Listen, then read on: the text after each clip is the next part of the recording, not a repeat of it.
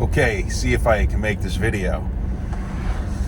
So just a thought, back in the day, the $6 Million Man was my favorite television show growing up. I was born in 73, and that show came out in 73, so I grew up with that show. And I remember when we were kids going to school, everyone, would imitate their favorite cartoon character or superhero character. So a lot of guys used to be Spider-Man and Superman and Batman. And what I liked to be was the $6 Million Man, and I lost every race when we raced because I had to run in slow motion. So that's my little $6 Million Man joke. Anyhow, cognitive dissonance. Cognitive dissonance, the Dunning-Kruger effect, and plausible deniability. So let's start with plausible deniability.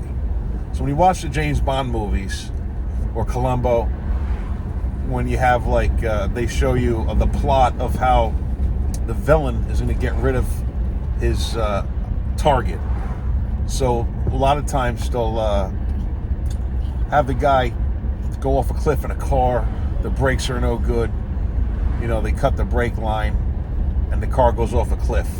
So everyone figures, the guy just lost control of the car, and that's what happened. But actually it was a sinister conspiracy to get rid of that person, and that's called plausible deniability. So let's say, there's a group of people that want to get rid of someone, and they're mountain climbers. Well, they might,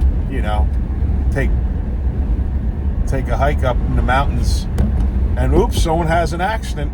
So, for instance, like Princess Diana, a lot of people speculate that she was offed, and she predicted, well, she didn't predict, but she used to complain or whatever. She was worried about getting killed, and she stated that they were going to kill her in a car accident, and apparently that's what happened to her. And it's plausible deniability, because if someone were just to have shot her, then yeah, she was assassinated, guaranteed. But if she ended up in an accident, that's plausible deniability. And now you have cognitive dissonance, where people disconnect as soon as they hear the word conspiracy. Oh, it's a nutcase. They'll just turn on the television, and every show they watch is gonna tell them that conspiracies are not real, and only a crazy person believes conspiracy theories, which is absolutely insane. You have to have a lot of balls to make such a claim. It's insane. And then you have the Dunning-Kruger effect. A good example of Dunning-Kruger effect happened to me when I was maybe 3 or 4 years old. So I went to summer camp, day camp, for the first time, and I saw a diving board, but I had no idea that there's deep water on, underneath the diving board, and I never experienced being in deep water, because anytime I was in the water, I usually had my mother would be holding me, so I didn't know what it was like to be on my own and water over my head. So the first thing I did is when I had a chance, I got on the diving board and I jumped right in the water, and immediately started to panic because I couldn't swim. And I floundered for a couple of seconds, and finally someone jumped in the water to get me. And I was terrified of the water after that.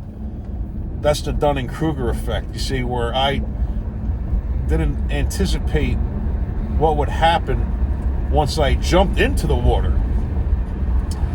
And it's just a very good primitive example of the Dunning-Kruger effect.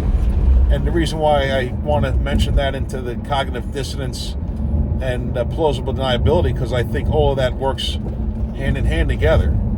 And the think takes, and the ones putting out the messages in the media, because the media could be telling you if it could be a deception.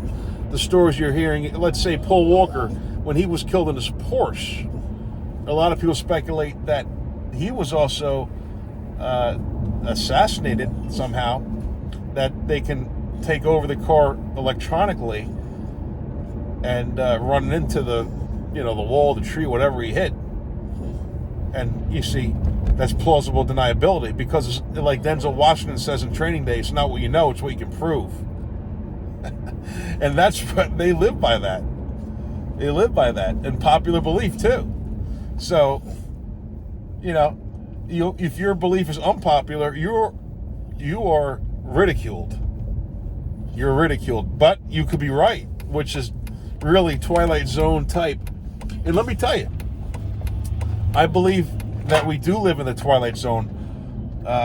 Some people call it the Matrix, but I think it's just the Twilight Zone because we live in a duality. Like you got the angel and the devil on your shoulders, right? All the time, constantly.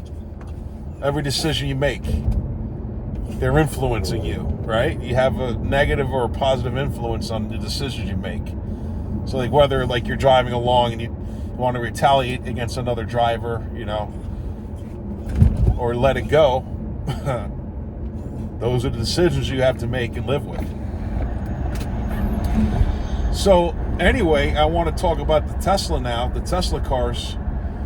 How do you know that those cars can't just be taken over somehow and people can get, disposed of in a plausible deniability scenario? So let's say there's a high-profile type of guy, and let's say he's going to make a corporate deal, for instance. It doesn't have to be a conspiracy, like, it's a whistleblower, he knows something. No, maybe it's just a competition. So let's say you are, running a large operation, and you have a competitor, and the competitor's got the edge on you, and he stands to get in your way of your operations. Well, it would be convenient if that guy was taken out of the picture. So how do you know that guy's car can't get hacked? Take him out. Or let's say the guy lives in a complex, and there's a Tesla that's in his complex. Why not, attack that Tesla, make it burn down, and then the complex catches fire? I'm just saying, right? So, like, did you see the guy from Bed Bath & Beyond? I think he was the CFO, the corporate financial officer. Back in August, he jumped out his window. That's the story. He committed suicide for, white-collar crime. Cooking the books or whatever you have. Well, anyway, he lived in what they called the Jenga building, because the building had a strange architecture to it. It was like a Jenga game. That's how it looked. Like, you pull out the piece of the Jenga and you hope it doesn't fall. He lived in that building. Well, that guy allegedly fell out of that building. Now he's gone. How do you know he wasn't helped out of that building? It's plausible deniability. I hope a high-profile guy gets caught in there's a scandal around him, right? Well, maybe it's don't take out the business, take out the guy, because that was one of the rules, right? Rules for radicals: attack the individual, not the institution. So therefore, I guess you can control the situation better, because everything's being controlled and manipulated right now. There's AI